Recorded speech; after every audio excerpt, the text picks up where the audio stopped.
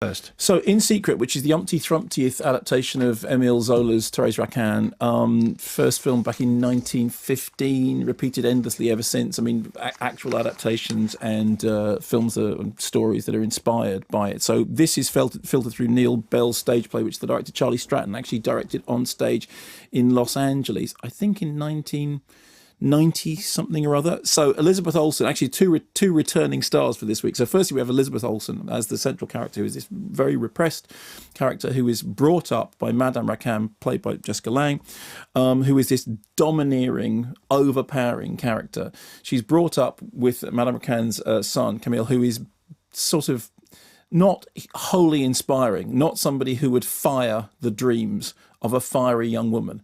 Turns out, however, that they are going to be together forever. Here's a clip.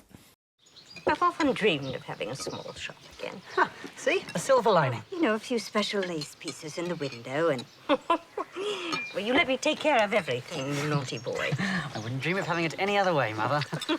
We can leave right after the wedding. Oh, whose wedding are we going to? Well, yours, dear. Well, but who am I going to marry? Why, Camille, of course.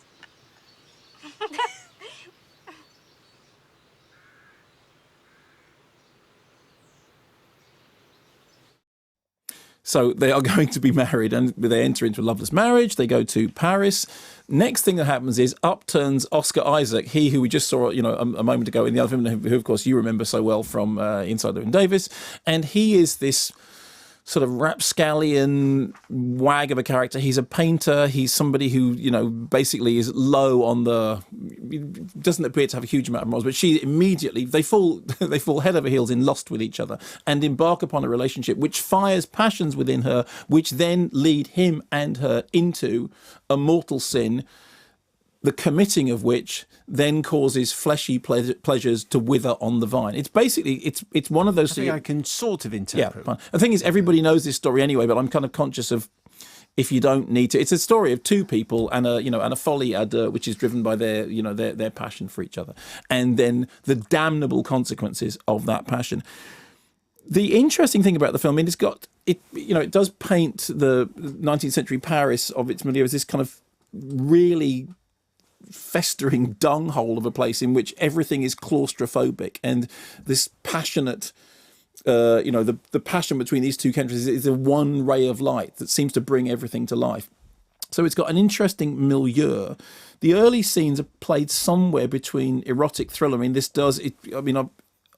story is at the background of James Cain's Postman Always Rings Twice, which was then of course famously, well, the Rafelson version, which of course stars Jessica Lange, which was, I think arguably her most controversial role.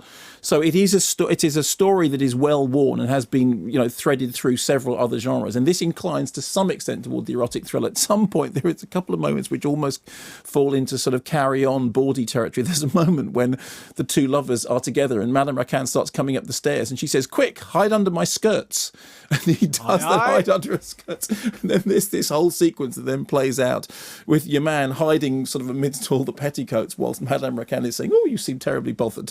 What's all that about? So it does that, and then it moves into this kind of, the inevitable damnation, the inevitable fall, the inevitable, racked by guilt and racked by appalling feelings of regret and more. And the moral of the story is not massively forward looking. It is all these things are terrible and awful and will all end very badly.